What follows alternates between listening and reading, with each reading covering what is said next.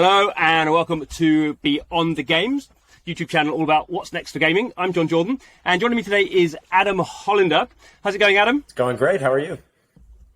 Good, yes, very good. And we're going to have an in-depth conversation about what's going on in the world of NFTs, which I'm sure everyone knows all about. But before we get into that, let's get a bit of background on Adam. So, Adam, before you were an NFT expert, what were you doing? You're doing some interesting stuff.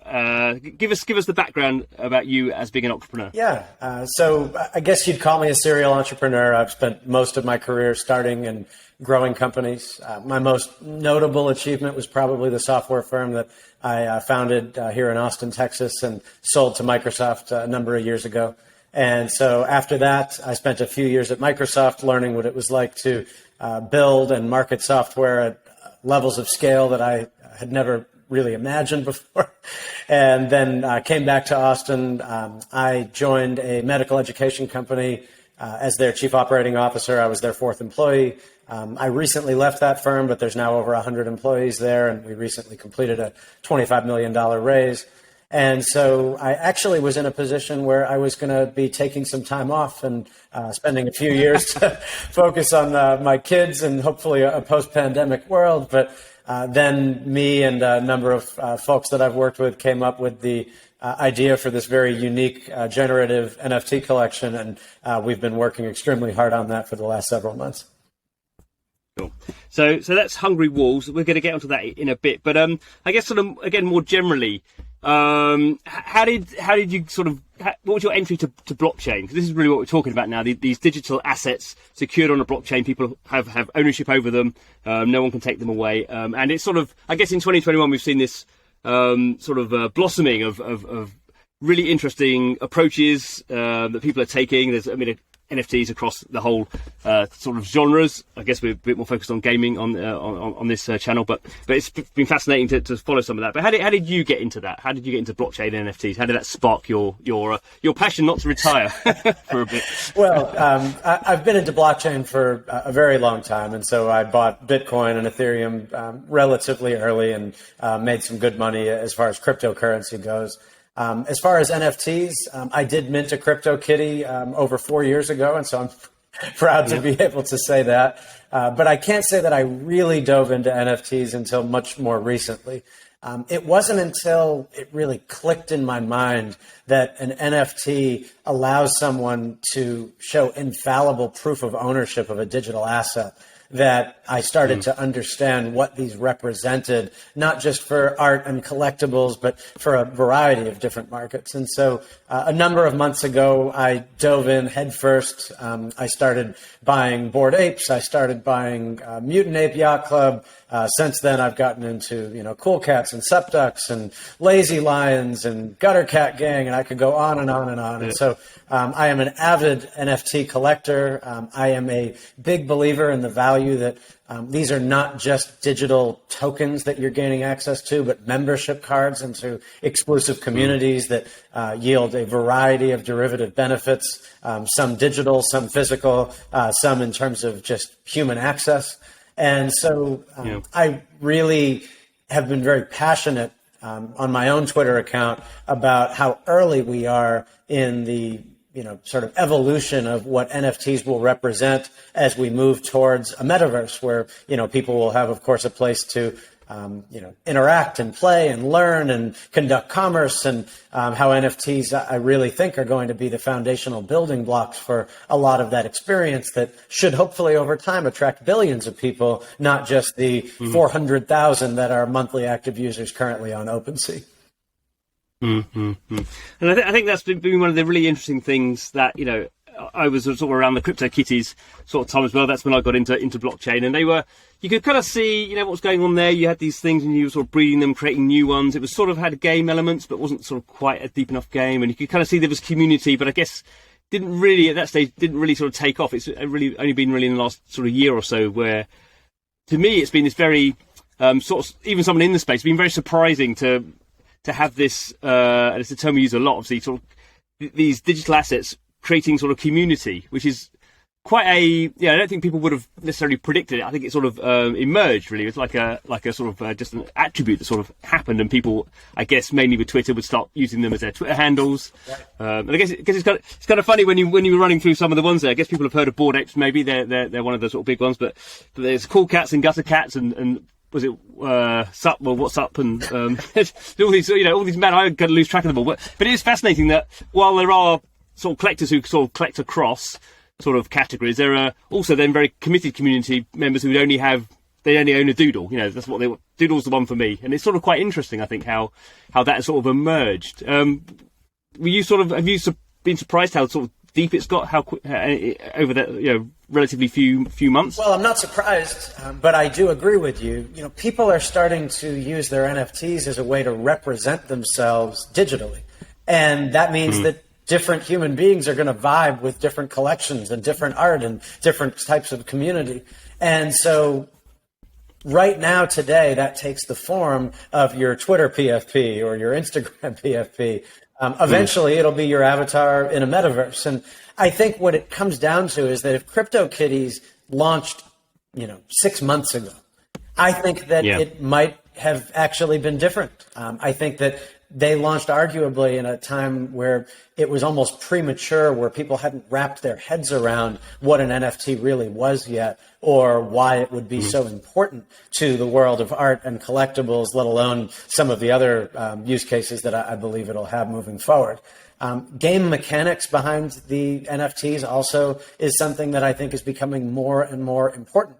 6 months ago, people were happy to buy into a generative collection just because it had scarcity and they wanted to buy it as a speculative asset. But now people are expecting utility out of the NFTs that they purchase. And that utility can come in a variety of different forms. But the software company that I sold to Microsoft was a gamification company. And so it's now actually called Microsoft Dynamics Gamification in terms of, the way that it continues to exist out in the world. And part of that was that I spent years really understanding, human nature and how game mechanics play into human motivation. And so when it was time for me to think about how do I potentially enter into this realm of, generative NFT collections that's becoming more and more competitive every single day. There are thousands and thousands of these collections that are popping up, all hoping to be the, next Bored Ape Yacht Club. And you need to do something different. And so embedding real, legitimate, fun game mechanics behind the NFTs is one of the ways that my team is planning on doing something very unique. And it's we'll talk about Hungry Wolves now. Sorry, Hungry Apes in my head. Everything's apes. But it's interesting. If we had called it Hungry Apes, you just never know. But it's interesting. Like just today, that Bored Apes have announced they're going to be doing a game with Animoca. So you can kind of see that's sort of the next step for a lot of these NFT projects. Is right. How can we add sort of new functionality? How can we do these? So I think there'll be, we'll suddenly see games as the next thing over the next kind of 6 months. But anyway, let's talk about Hungry Wolf. So what was the spark for that? Why did you decide? Did you say it's a very competitive market out there? What did you think you were going to do that's going to be sort of differentiate yourself? What's different about it? Yeah, so let me take a moment and just explain how everything is going to work as we build out this ecosystem. And so at its foundation, Hungry Wolves is very similar to other generative projects. We've created about 120 different randomized traits. And when you mint one of the NFTs, it could have, a different background or a different shirt or a different hat or a different facial expression, different fur color. Some are more rare than others. And that's very similar to virtually all other generative collections. One thing that we've done that is still unique, maybe less so today than when we started working on this months ago, but all of our art is based on rigged 3D models. And so it looks more like Pixar developed our NFTs than they were hand-drawn. And that's something that we're very proud of, and I think gives us a lot of interesting options for the future utility of what we do with these as assets moving forward, because we do have rigged 3D models of all of our NFTs. But the basic idea behind our game is that when you mint a Hungry Wolf, you will be able to go into our website, and using your wallet, you'll enter the Wolf Den and join a wolf pack. And there are 10 different wolf packs that are available. And you'll be eligible to join certain ones based on the traits of your wolf. And so if your wolf is wearing a party hat, then you might be eligible to join our party pack. If your wolf has devil horns, then maybe you're eligible to join the dark pack. And so you choose which wolf pack you're going to join. At that point, it will unlock a Discord chat for you to communicate with other members of your chosen pack, or at least at that point, what you have in common is that you have an NFT with similar traits to the ones that are joined within that pack. Every month, we are going to then drop what we're calling scrumptious sheep into the wallets of each one of our wolf holders. And the scrumptious sheep are visually unique generative NFTs, just like the wolves are. Yeah. But the basic premise is that they are food. And so if you own scrumptious sheep, you can go back into the wolf den. You're going to be able to eat them. And that will generate what's called dominance for your wolf and your wallet. And then you're going to be able to use dominance to upgrade the visual of your NFT. And so there will be certain traits that are exclusively only available if you earn enough dominance and then decide to spend that dominance on those trait upgrades.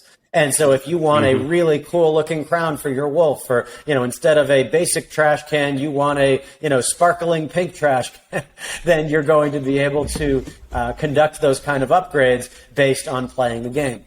The last set of mechanics is that half of the wolves that are minted are alpha wolves and half are beta wolves. And the alpha wolves do hunt larger prey, the scrumptious sheep, compared to the beta wolves who hunt little lambs, and those are worth less dominance when eaten. But the really exciting mechanic is that the beta wolves will be able to challenge the alpha wolves for their metadata rank. And that means that if you are a beta wolf and you want to become an alpha, there is a mechanism that we will be building into the wolf den for you to actively challenge a very particular alpha wolf by wallet and by token ID. They will receive that challenge, and if accepted, then you put something at risk as a beta wolf, some of your dominance, and the alpha wolf puts their metadata trait at risk. And if they lose, the alpha wolf becomes the beta wolf and vice versa, and now your wolf is the alpha and starts earning different types of more upgraded airdrops on a regular basis throughout the context of the game. Okay. And so these are some pretty vibrant mechanics compared to what is available with most NFT collections today. And I'm proud of how we've built the ecosystem. We have brought a Harvard economist on as an advisor to really help us with this ecosystem and making the right mathematical and balanced decisions with our overarching economy. We have some amazing developers and 3D designers that are on the team that are working on everything that we've released to date. And we're very excited about what it represents when we finally released all of these mechanics and really create this ecosystem. We're not doing all of this on chain. And so one of the biggest problems that I see with blockchain gaming and with NFT projects building in these game mechanics is that they take this purist mentality that everything needs to be on chain. But what does that mean? It means everything needs to cost gas every single time that you're making the most minute decisions about how you play and participate. And so our NFTs are, of course, ERC 721 NFTs, and they're on chain. And our scrumptious sheep are NFTs in their own right, and they're on chain. And certain events need to be on chain, but some events don't.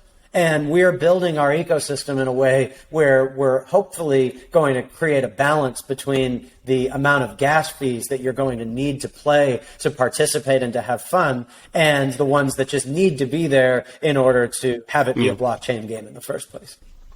Yeah. I think for every project, there's always that balance, isn't there, between what you're trying to do that really matters and is sort of unnegotiable on chain, and then stuff that if gas fees were low, it'd be nice to be on chain, but it's sort of like a sweet spot where you make that decision. And I guess we should point out, you guys run on Ethereum, which is obviously super expensive at the moment. And I guess kind of a question here, I guess you probably get asked it a lot. Why are you running on Ethereum as opposed to lots of other blockchains out there? Sure. So in a sense, you've sort of created this gas fee problem by choosing Ethereum. So why not? Why not solve the problem by going on Solana or something? So look, I have nothing but love for Solana and Cardano and a variety of other blockchains that we could have potentially used to support this. I personally have a belief that right now the NFTs that are driving the global conversation whether that be Bored Ape Yacht Club or CryptoPunks or Cool Cats, the ones that everybody aspires to own as far as their PFP and are really getting the attention of news organizations and people that aren't even into NFTs. They're all on Ethereum. And so I believe that right now, if you want to be an NFT collection that has staying power, that you want to be at the forefront of the conversation, then you need to be on Ethereum. And over time, it's possible that some of these other blockchains will become just as notable, and I am rooting for them to do so. But today in 2021, I believe if you want to launch a generative NFT collection and you want to get the global attention of some of these other projects, then Ethereum is the place to be. And I do believe that Ethereum 2.0 is going to help significantly with gas prices and with some of these mechanics. And we're also making decisions for our project related to some of these mechanics so that we can hopefully keep those fees low enough that it's not a significant barrier to entry. Mm-hmm. Well, it is. I found it interesting this year that I did think some of these other blockchains would have get much closer to competing with Ethereum, and despite the gas fees, almost gas fees now is like a badge of honor for ETH. Kind of communities like, well, of course we care about these NFTs. Of course, $100 gas for fees. Being early. No. It is, yeah. No, it's kind of interesting how that really flipped around in a way I wasn't expecting. Okay, so it sounds super interesting in terms of this. I like this idea of mechanics, and you get an alpha or a beta one, but with a bit of skill and a bit of luck, maybe you can sort of convert convert your beta to an alpha. So it's not just all about the money you've got and the luck of the first mint. In terms of kind of what stage are you at the moment, and what's your sort of roadmap? So we just launched. A few days ago, okay. And so we're very excited about where we're going. Our phase 1 mint, where you're guaranteed an alpha wolf, is just under 90% sold out. And so we expect that to sell out relatively quickly. And then we move into other phases of the launch, which support really bringing the beta wolves into the fold. We are already at a point where we've raised enough money to complete the roadmap that we have committed to on the current website. That includes all the functionality that I've mentioned above. We have a very enthusiastic, very vibrant community. It's a party every day inside of the Discord. It's something that I personally am having a lot of fun with. One of the other differentiating factors of our project is that everybody knows who I am. And so I am a doxed founder. That means that everybody on the positive side knows who I am and my background, and hopefully I can bring some credibility to the project. But it also means that I am very much at the forefront, and I am responsible for the success of the project, and I take that very seriously. And so, was that a hard decision to make? Did you have to think about that? No, not really. I hope I never come to regret that. No. At the end of the day, I've had a pretty strong track record when it comes to the businesses that I've decided to launch and put my time into. There are some NFT projects that I'm extremely bullish on, and I talk all the time about them on my Twitter, and I believe they're great investments, but I would bet on myself 100 times more than even the projects that I believe in the most. And so I know that I'm going to be able to execute. I'm not saying that it'll all be perfect. I'm not saying it'll all happen exactly when I say that I want it to happen. There are always hurdles with essentially launching a startup. But I've said since the beginning that that's how I'm looking at this. This is not a generative NFT project. This is a company. We didn't just launch a mint. We just raised a fundraising round. And when you bring in, hundreds of thousands or millions of dollars, you have a responsibility to your holders to use that in a way that's productive and drives value for them, and hopefully value for everybody that gets involved in the project over time. And so when I make a commitment that we're going to build something, it's going to happen. And when I make a commitment that I'm going to be spending a lot of time and energy on this, that's going to happen. And I'm holding myself accountable to those standards, and hopefully the community, as long as they see me doing that. I can't guarantee that the project will be successful or that the floor price will rise or that people will make money. Nobody can guarantee any of those things. But what I can say is that we're putting our full hearts into this, and our team is going to do what we say we're going to do. Cool. Good. Excellent. Thank you so much for your time, Adam. Thank you so much for your enthusiasm, evident enthusiasm for the project. We shall keep our eye on where it goes, and maybe come back in 6 months' time and see how things are panning out. Although in 6 months' time, everything could be very different, couldn't it? 6 months' time in blockchain world, it's like, woo. I hope so. By then, we'll be on the moon. But look forward to speaking again. I really appreciate the time today. Lovely. Thank you very much, Adam. And don't forget to subscribe to the channel. So we are looking at what's going on in gaming, and gaming is exploding in lots of different forms. Clearly, blockchain is a big part of that, and I'm a massive fan of what's happening there, and it's all super interesting. So please subscribe. Come back next time, see what's going on with Beyond Games.